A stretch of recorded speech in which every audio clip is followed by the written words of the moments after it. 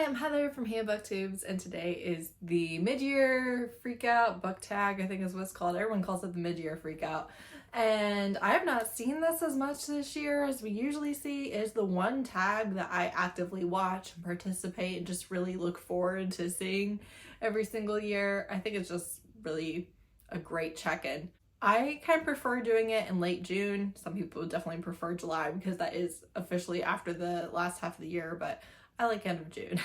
So the first question is your favorite book of the year, and this is hands down, no questions, The Mask of Mirrors, which is Rook and Rose #1 by M.A. Carrick.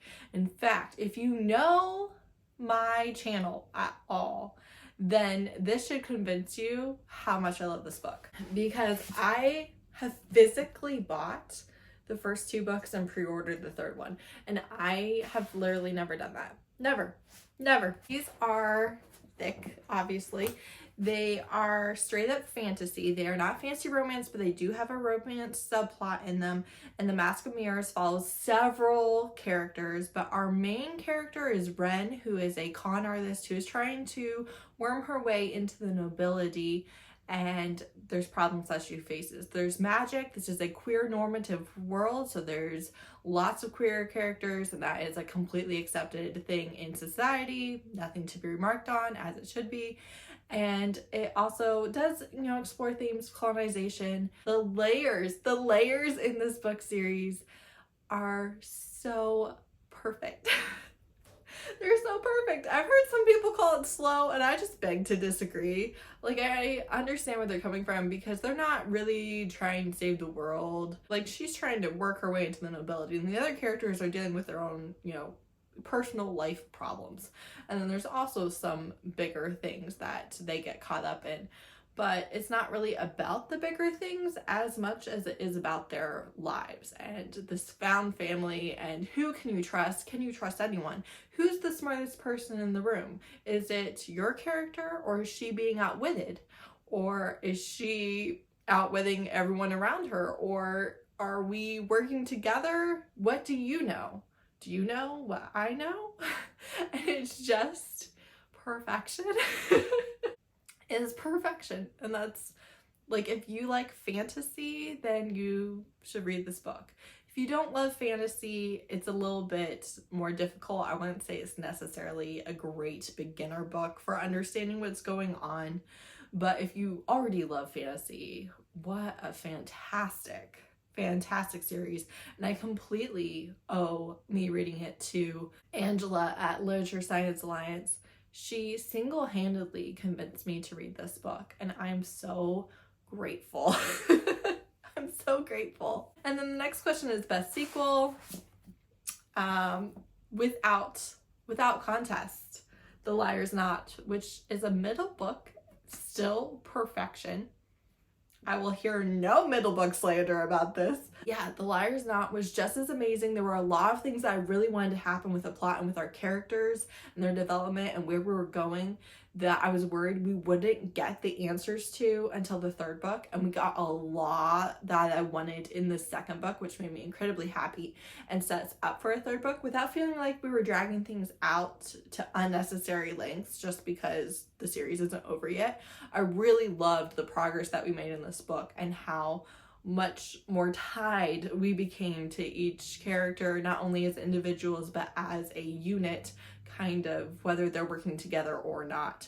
You have nobles, you have the indigenous people, you have a mysterious vigilante figure, you have a criminal, you have so many incredible, just different paths of lives crossing, and I'm a sucker for it. I love it. I will be rereading this. All right, third question is new release you haven't read yet but need to. This is Vicious Devotion by Aveda Weiss. It's Wed in the Wild #1. This is the only book by Aveda Weiss that I have not read. It's a queer paranormal. This one is not beginner friendly. If you are already a monster romance reader, then you might like this, but they are like animalistic. They have one form. They're not shifters. There's a lot of animalistic features. There's a lot of kink in this book, and also it is a FFMM polyamorous square knot, if you will.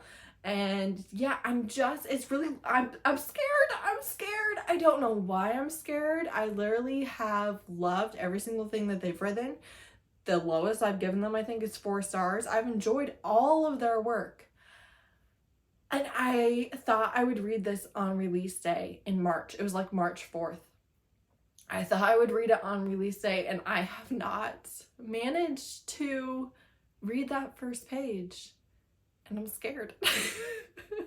Next is the most anticipated release for the second half of the year. So first off, I have the Jasad Heir by Sara Hashem, and Vina at Miss WOC Reader got me this arc and sent it to me. So she has bribed her way to the top of my list. She is my favorite person right now. If you would like to compete with her, feel free to bribe me yourself. But right now, she's winning. I will just tell you, I was like so touched that she got this for me because I said how much I wanted it, and she like got it and sent it to me. And I don't know, like I was just so sweet. I was really moved. So this is an Egyptian-based fantasy. It is not based on ancient Egypt. It's based on Egyptian history in the last 500 to 700 years. It's enemies to lovers. She's the long-lost heir that everyone thought was killed, and he's, you know, the heir to the people that killed her family. And she has to do anything to survive, anything for her people, including being with him.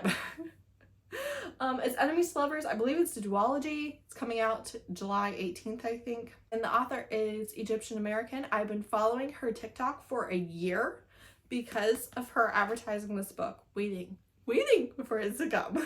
All right, beside that one, A Dance of Smoke and Steel, which is The Gathering of Dragons #3 by Milla Vane. I do not know if this book is coming out. The pre-orders have been canceled on Amazon. It's remained the same on Goodreads. The audiobook is still like saying it's going to be available in December. It's supposed to come out in November. I have no faith.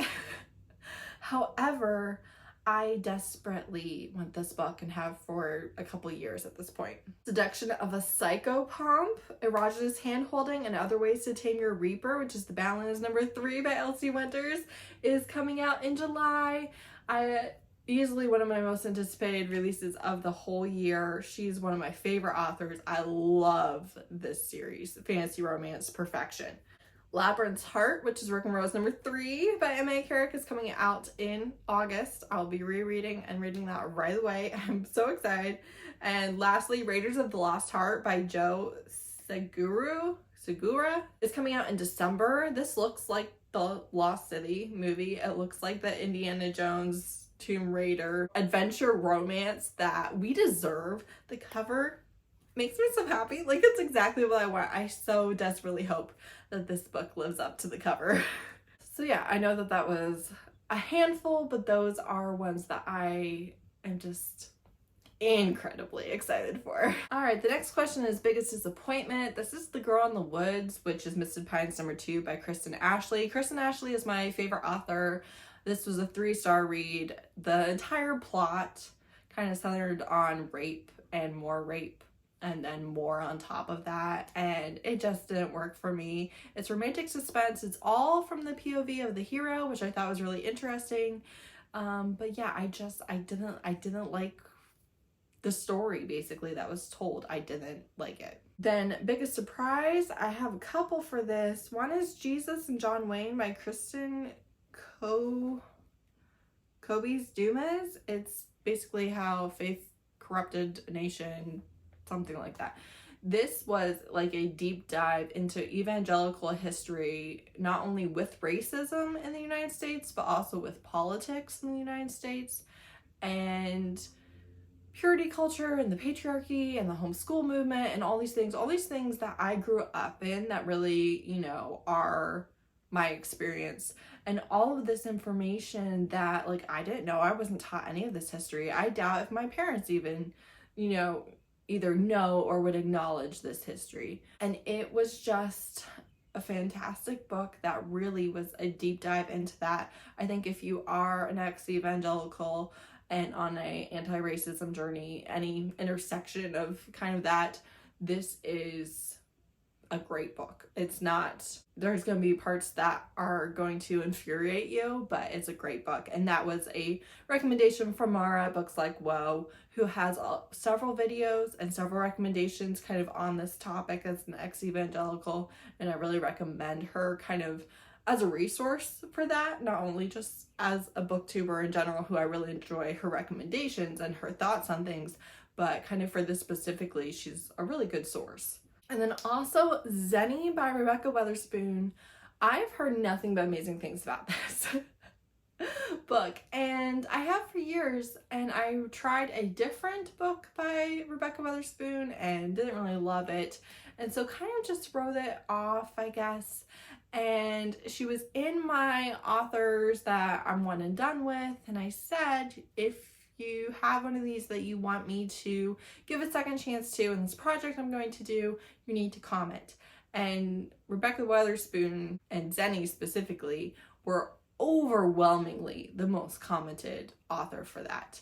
And because of that, I put that in the try a chapter challenge, and I did not think that I was going to continue that book. And I read that first chapter and I laughed and I cried, and a few days later I read the whole book, and it was a delight. It was just so delightful. I think if you like Take a Hint, Danny Brown by Talia Hibbert, or if you like The Enforcer by Katrina Jackson, or you like Zenny by Rebecca Weatherspoon, there are similar dynamics in all three of those books that I think if you like one, you will like all three of them.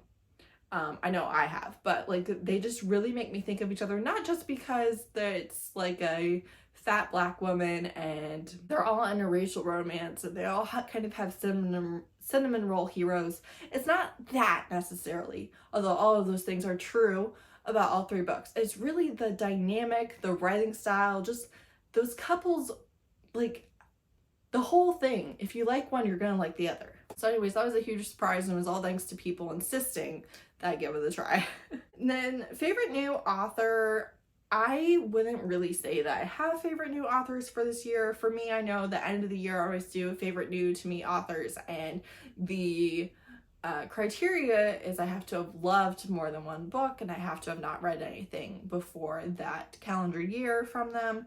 And I wouldn't necessarily say that I'm there with anyone. There are authors that I've given those ratings to though, so I'm going to tell you them. Marian Blackwood is the author of the Ruthless Villain series. I've given all these books 4 stars. I've read the first 3. It's gimmicky. It's not great technically, but if you like villains and kink and knife against the throat and hate to love and I'm going to betray you, and that's great. I'm so proud of you for being smart enough to get one over on me.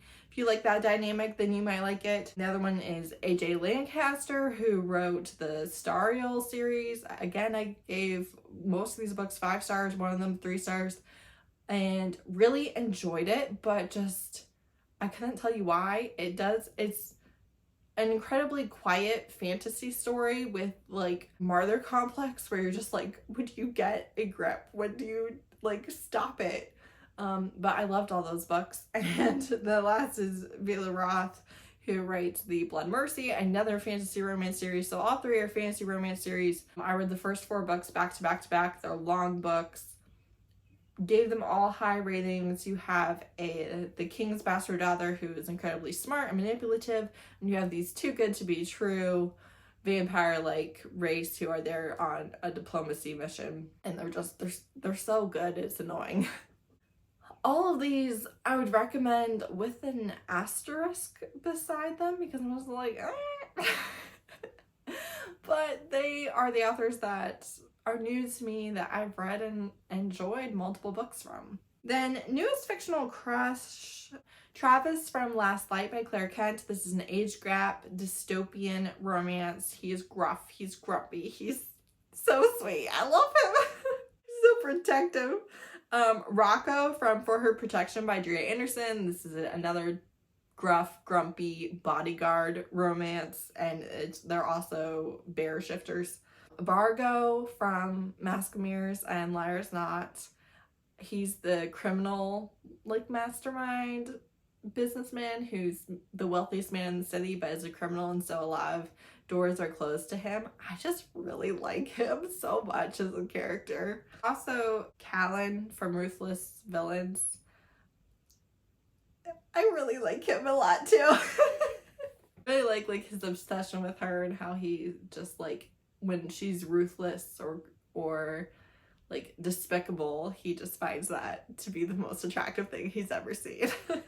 Newest favorite character, whole cast of Mask of Mirrors, particularly Ren. She is probably my favorite. Also, Amira from Queen and Conqueror, which is the Queen's Redguard #1 by Isabel Almo. She is another incredibly smart character. She's the queen. She is going to rule and she's going to manipulate you into the outcome that she wants, and she's pretty ruthless with that, kind of for the good of her people, but she's willing to do a lot to get what she wants, and she's good at it. Then, book that made you cry.